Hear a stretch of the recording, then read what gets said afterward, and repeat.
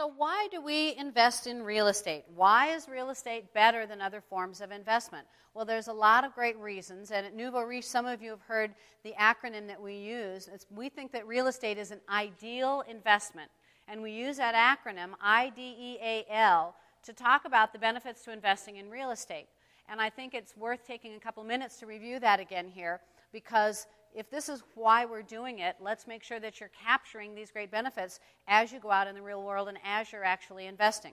So the I in IDEAL stands for income. Now, most of us have a few different kinds of goals with our real estate investing, but for most of us, it has something to do with income. Now, the beauty of investing in real estate is there's lots of different ways to make income to meet whatever your particular goals are.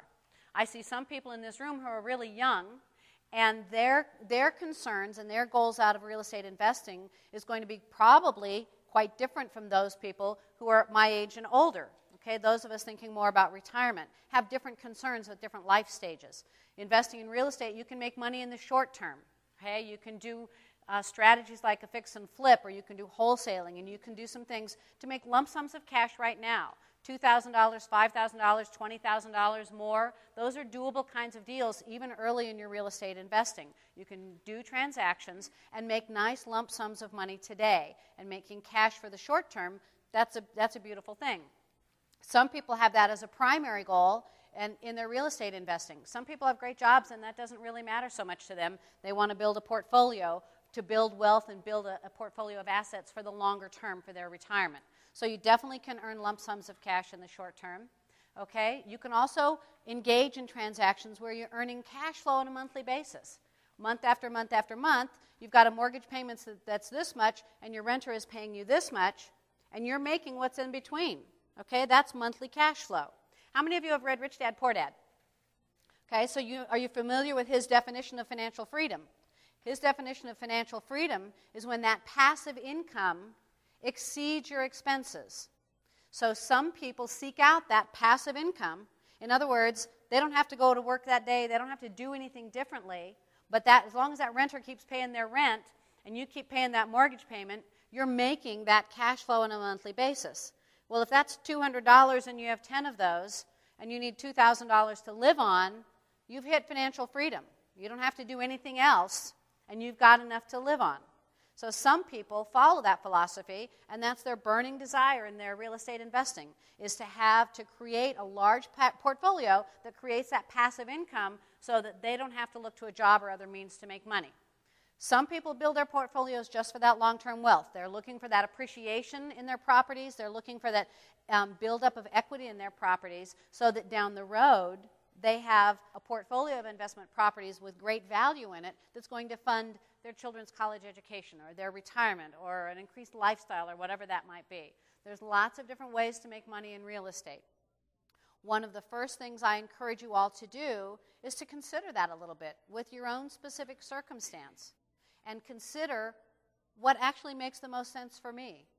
Set up your own business plan, if you will. Write your own business plan. Take a look at what kind of money do I want to make and what works well for my circumstance in life. So income absolutely is one of the main reasons that we all invest in real estate. Okay, the D in IDEAL stands for one of two things. It's either depreciation or it's deductions. Both of those have to do with taxes. Tax deductions, of course, if you own property, are fantastic. You know, there's two tax systems in this country, one for employees and one for business owners. When you are a real estate investor, you are a business owner. And that qualifies you for a whole range of tax deductions that don't apply to employees and other ordinary individuals.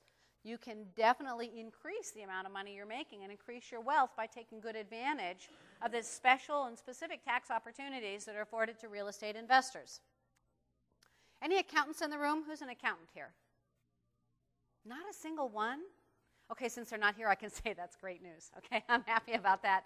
But here's what I wanted an accountant for, was to give you the definition for depreciation. Anybody, even not an accountant, know the definition for depreciation? Oh, I love this, okay. I'm actually usually not the smartest person in the room, so when I have these moments when I know something nobody else knows, I like this. Depreciation is actually a tax-related term, all right? What depreciation is, and I have to look this up all the time to get it specifically explained right, but depreciation is where you allocate the cost of a property over its useful life. Depreciation is when you allocate the cost of the property over its useful life. Now, we'll take that out of accountant speak and understand what that really means. From a tax perspective, the IRS is assuming that when you buy an asset for your business, something of value, that it wears out a little bit over time. From the crazy IRS perspective, they're assuming that if something is supposed to designed to last 10 years, that it wears out 1/10 each of those 10 years. And so it's worth 10% less year after year after year. So as a real estate investor, you can depreciate your property. From a tax perspective, the IRS assumes that it wears out a little bit every year. So that becomes a tax advantage for you on your tax return. Now, does real estate depreciate or does it appreciate? It appreciates. So on paper, you get to show that it's worth less. That's fantastic. In reality, it's worth more. That's fantastic. So deductions and depreciation are very compelling reasons to be investing in real estate. Extremely favorable tax position. Okay? E is for equity. Anybody want to hazard a definition for equity? Oh, right. Fair market value versus what you owe. Everybody hear that? The difference between fair market value and what you owe. That's exactly right. Now, Sherry, what if my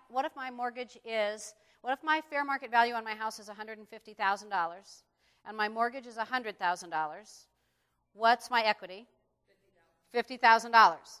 What if I have a home equity line of credit for $20,000 on that property? How does that change? How does it change your equity? Yep, how does that change the equity?